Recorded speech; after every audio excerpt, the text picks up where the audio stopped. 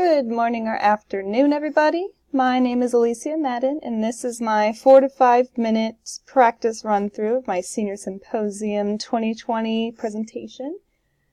My topic is the illegality of marketing animal products in the era of ethical consumerism.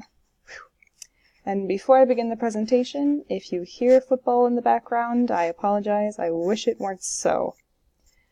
So the contents of my presentation are as follows. First, I will outline my disciplines: legal studies, economics and marketing, and ethics. There is a reason why I lumped together economics and marketing, but we'll find that out later. Next will be my thesis. And then finally, I will dive into ethical consumerism and how that is vegan consumerism. Then after that, false advertising in the meat, dairy, and egg industry. That is how the industry is reacting to ethical consumerism, how it is reacting to the rise of veganism. And then finally, I will make a case against marketing animal products in the U.S. on the basis that all of the marketing is false advertising nowadays, and that's not defensible under the Constitution. So, on to my disciplines. The first discipline that I used is legal studies. I'm very acquainted with legal studies. I like it a lot, and I used it, in this case, to discern whether new meat, dairy, and egg advertisements qualify as false advertisements. We're seeing trends with all these assurance terms and promises of great animal welfare and even environmental sustainability, and the science behind excellent sources like the ones I've used in my research, like Peter Singer's Animal Liberation, published in 1975, and the China study, which was a study from the 90s, they will show, no, it is not sustainable environmentally to make animal products. Okay, off track.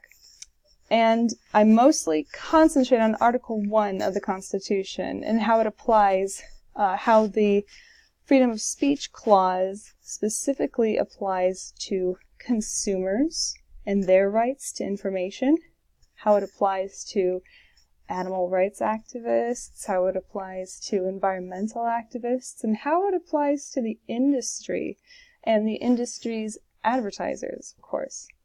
And I had to ask myself questions like, is commercial speech even protected under the First Amendment? What kind of rights do advertisers have? And you'd be as surprised as I was by the answer. And then finally, I do bring up a very hot issue right now, ag-gag laws that are emerging. These laws, would love to talk about them a bit more, but I'm at 3 minutes. I promise not to take too much of your time. But this is an issue of states trying to suppress the freedom of speech of activists. Next discipline that I use is economics and marketing. I melded these together because one affects the other, definitely. So, ethical consumerism is a movement in itself because ethical consumers aim to manipulate the free market in order to create social change.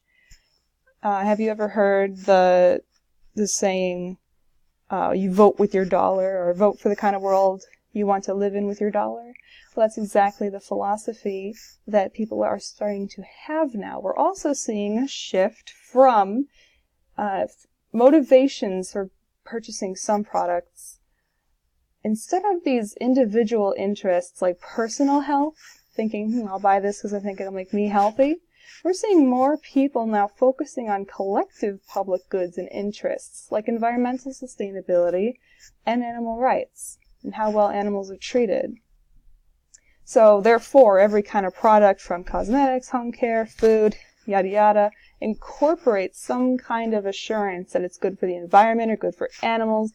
Otherwise, they are more likely to be passed over. I want to share this quick tip. I'm at 5 minutes. I'll push a few minutes more. But did you know that in 2010, 80% of Americans would, when given the choice between two products that were equal in quality and price, 80% of them would choose the brand that supported a cause that aligned with their values. 80%, even if that meant trying a new product. It's really powerful in the sense of economics and marketing, and it can change an industry. Check out this image I accompanied with this discipline. This is Elmhurst nut milk.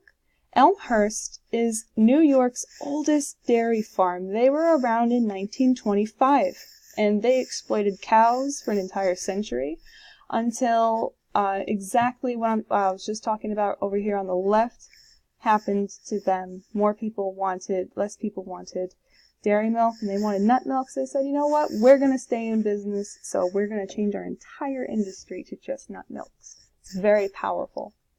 Finally, I can't ignore the discipline of ethics.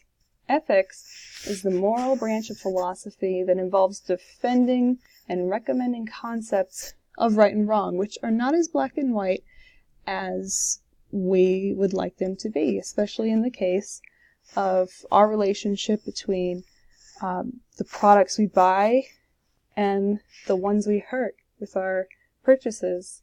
We consume animal products without ever thinking how it affects animals. And not only in this ethical category did I think about animals, but I also had to think about what kind of ethical standards is commercial speech held to. I mean, do people who come up with slogans like "I'm cuckoo for Cocoa Puffs," do they really have some kind of responsibility to tell the truth? Do they have some kind of code to follow? I was interested to find that out. And what is legal isn't always moral.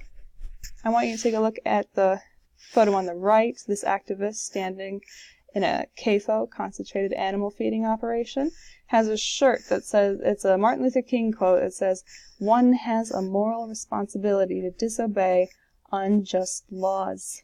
What is legal isn't always moral. And activists actively campaign for people's right to information by trespassing and breaking in to CAFOs to document the cruelty and abuse, to make it apparent to consumers that when they make purchasing choices by buying animal products, they are paying for animal cruelty. Is it justified to trespass and break one law to protect the consumer right of information? Question mark. And finally, I did want to bring up the humane myth. This is huge in the meat, dairy, and egg industry. Calling any kind of exploitation humane is a conundrum. It doesn't exist, and I wanted to prove that. What comes next? All right, my thesis. So to make sense of everything I just said, let's sum it up, because I'm pushing almost 9 minutes. I'll finish up here. With an increase of ethical consumerism, thinking about others instead of thinking about yourself, comes a demand for vegan products, and thus a death spiral for the meat, dairy, and egg industry. Ethical consumers back this industry into a corner, so the industry uses false advertising to stay afloat, which is illegal. Animal products will become illegal to market. I didn't mention this in the legal studies slide, but I know for a fact that false advertising is not defensible in court under the Constitution. It is not protected. So when given the choice to show its audience a picture of this pig lying in her own feces, obviously sick and in distress, or showing a cartoon, which one would sell better? You know, the meat, dairy, and egg industry has to lie to sell animal products to people who are looking for anything to assure them that their expectation that animals are treated well is being requited, or even the environment as well. I have great statistics coming at you about how ghastly the animal agriculture industry is for the earth. I can't wait to share it with you all, but thank you for listening to my now 10-minute presentation. I hope you enjoyed. Thank you for coming to my TED Talk. Peace.